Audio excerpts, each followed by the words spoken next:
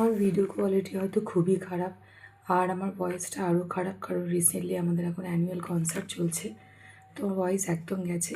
Please ignore that. আচ্ছা, আমি কীভাবে পড়ছি সেটাই আমি জাস্ট তোমাদের সাথে শেয়ার করছি, আর তার সাথে সাথে আমি একটা রেকর্ড রাখছি। যখন আমি আবার রিভাইজ করব, আমি জাস্ট এই ভিডিওটা চালিয়ে নিজের পড়াটা নিজেই শুনে নেবো। এটা আমার সুবিধার জন্য আমি করছি। দেখা যাক আজকে আমি কি পড়ি।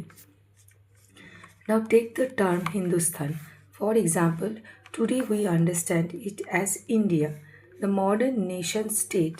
When the term was used in the 13th century by Minhaj-e-Siraj, a chronicler who wrote in Persian, he meant the areas of Punjab, Haryana, and the lands between the Ganga and Yamuna. He used the term in a political sense for lands that were a part of the dominions of the Delhi Sultan. The areas included in this term shifted with the extent of the Sultanate, but the term never included South India. By contrast, in the early 16th century, Babur used Hindustan to describe the geography, the fauna, and the culture of the inhabitants of the subcontinent. As we will see later in the chapter, this was somewhat similar to the way the 14th century poet Amir Khusro used the word Hind. While the idea of a geographical and cultural entity like India did exist, the term Hindustan did not carry the political and national meaning which we associate with it today. এইখান থেকে এটা দেখি আমি কি বুঝেছি, নিজেকে বোঝাই। এর মধ্যে কিছু কঠিন হার্ড ওয়ার্ডস আমার লেগেছে, সেটা আমি যেমন একটু ঝালিয়ে নিয়েছিলাম। মিনহাজি সিরাজ, উনি একজন ক্রনিকলার মানে যে সমস্ত যে কোনো ইভেন্ট অর্ডারলি সিকোয়েন্সলি ক্রনিক্যালি সাজিয়ে লিখে রাখে, কোনো এভিডেন্স, কোনো রাজা কার পরে কে এসছে, তার সময়কার ঘটনা, এভিডেন্সগুলো ডেট ওয়াইজ ইভেন্ট ওয়াইজ লিখে, তাকে ক্রনিকলার বলা হয়। তিনি লিখেছেন পার্সিয়ানে। এর সঙ্গে আরেকজন দিল্লি সুলতান, যে দিল্লিকে আন্ডার কন্ট্রোলে রেখেই তার কিংডমকে চালিয়েছিল। অনেক সুলতানই এসছে একজনের পর একজন। আর হার্ডওয়ার্ডস আমার কাছে লেগেছে ডোমিনিয়ন্স, যার কন্ট্রোলে, যে ডমিনেট করে, মানে যে কন্ট্রোলে রাখে। বাবর ইজ এ কিং, সেও আমি দেখবো সে কীভাবে ইউজ করেছে হিন্দুস্তান কথাটা 16th সেঞ্চুরিতে। সাবকন্টিনেন্ট মানে a continent which is part of big continent, so that is a subcontinent. Poet Amir Khusrau, সেও ইউজ করেছে entity means an individual thing আর individual area that has its own identity. অন্য কোনো স্টেট বা কান্ট্রির সঙ্গে তার কোনো ম্যাচিং হয় না, তার নিজস্ব সমস্ত ক্যারেক্টার স্পেশালিটি মধ্যে রয়েছে, সে সবার থেকে আলাদা। যার জন্য ইন্ডিয়া এখন তার যে জিওগ্রাফিক্যাল কালচারাল ফিচার্স, বর্তমানে আমরা যেভাবে ইন্ডিয়াকে দেখি অ্যাজ এ সাবকন্টিনেন্ট, তার নিজস্ব একটা আইডেন্টিটি রয়েছে, আমরা এটা কারোর সঙ্গে কম্পেয়ার করতে পারি না। এই ওয়ার্ডগুলো আমার হার্ড লেগেছিল। এবার দেখি এর মানেটা কী। মানেটা হচ্ছে যে নিউ অ্যান্ড ওল্ড টার্মিনোলজিস, মানে আমরা হিস্ট্রি যখন পড়তে যাচ্ছি দেখছি একই শব্দ বিভিন্ন সময় বিভিন্নভাবে ব্যবহার করা হয়েছে। যারাই লিখেছে হিস্ট্রি, ক্রনিকলার বা কার্টোগ্রাফার বা হিস্টোরিয়ান, যারাই যখন লিখেছে তারা এই হিস্ট্রির যে সোর্সেসগুলো ইউজ করেছে, কিন্তু তাদের উপর ডিপেন্ড করেছে তারা কীভাবে সেটাকে প্রেজেন্ট করবে। ধরা যাক মিনহাজি সিরাজ, উনি পার্সিয়ানে লিখেছেন। ওনার মতে যারা দিল্লি বা তার নর্থ সাইডে পুরো অকুপাই করে নিয়েছিল, সেটা হচ্ছে পাঞ্জাব, হরিয়ানা, ল্যান্ড বিটুইন গঙ্গা যমুনা, এবং পুরো আন্ডার কন্ট্রোলে রেখেছিল। পরবর্তীকালে এটা আরও স্প্লিট করেছিল, গুজরাট, মহারাষ্ট্র, পুরো নর্থ সাউথটা। তো সেটাকে বলা হচ্ছে হিন্দুস্তান, তাদের ভাষায় ওইটা হিন্দুস্তান। বাট সাউথ ইন্ডিয়া কিন্তু ওটার আন্ডারে পড়ে না, কারণ কোনো দিল্লি সুলতান কিন্তু সাউথ ইন্ডিয়াকে আন্ডার কন্ট্রোলে আনতে পারেনি, তো শুধু নর্থটাকে বলা হয়েছিল হিন্দুস্তান।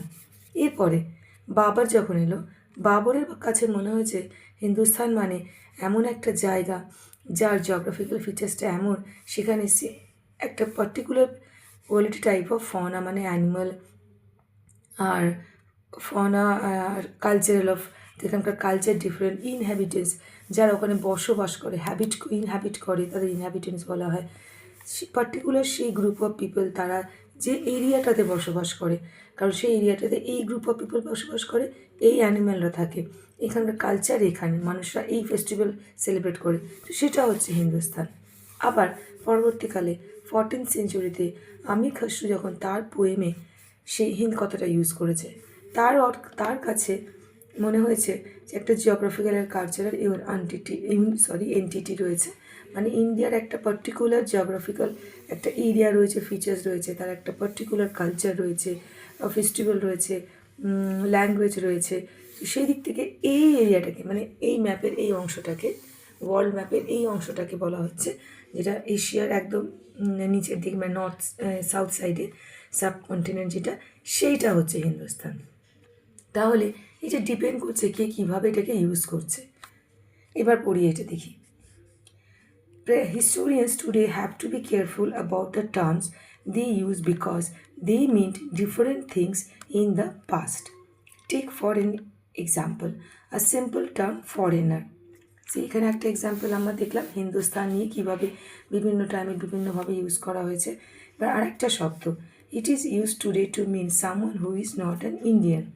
ফরেনার বলতে আমরা কী বুঝি? যারা আমাদের ইন্ডিয়ার বাইরে রয়েছে, যাদেরকে বাংলায় কী বলা হয়, প্রবাসী, তাই তো? যারা দেশে থাকে না, প্রবাসে থাকে, for some because of their occupation, their profession, some other reason, যে কোনো কারণে তাদেরকে আমরা ফরেনার বলি। কিন্তু মেডিভেল পিরিয়ডে a foreigner was any strange who appeared stay in a given village, someone who has not a part of that society or culture.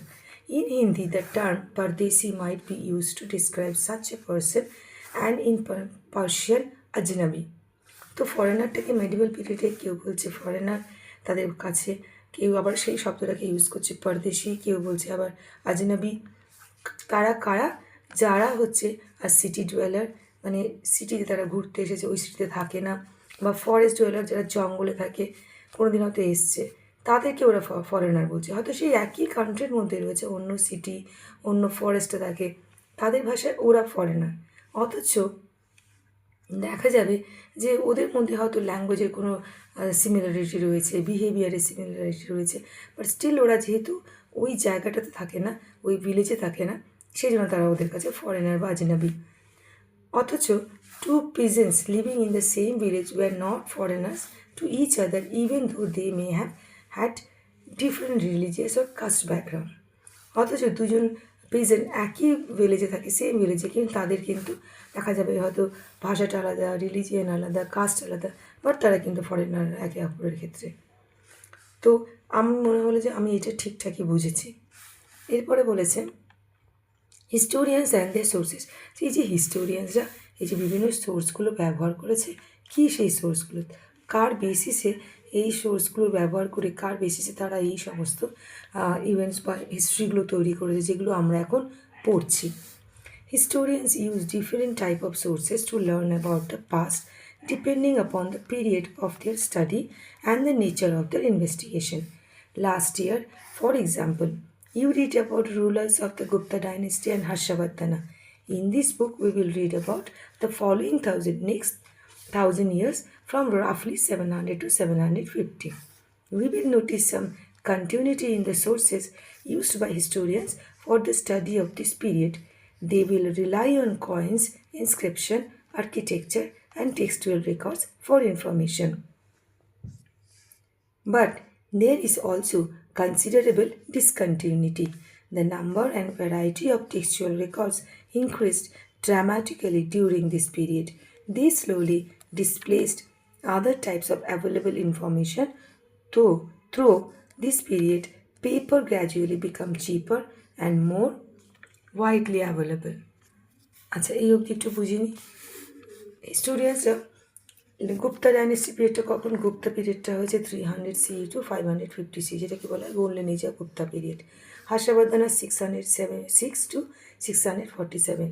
সেই সময় বেসিক্যালি হিস্টোরিয়ানরা বা যারা হিস্ট্রি লিখেছেন, কার্টোগ্রাফাররা, যারা ম্যাপ তৈরি করেছেন, এরা কিসের ওপর ডিপেন্ড করতো? কোন রিসোর্সের ওপর ডিপেন্ড করতো?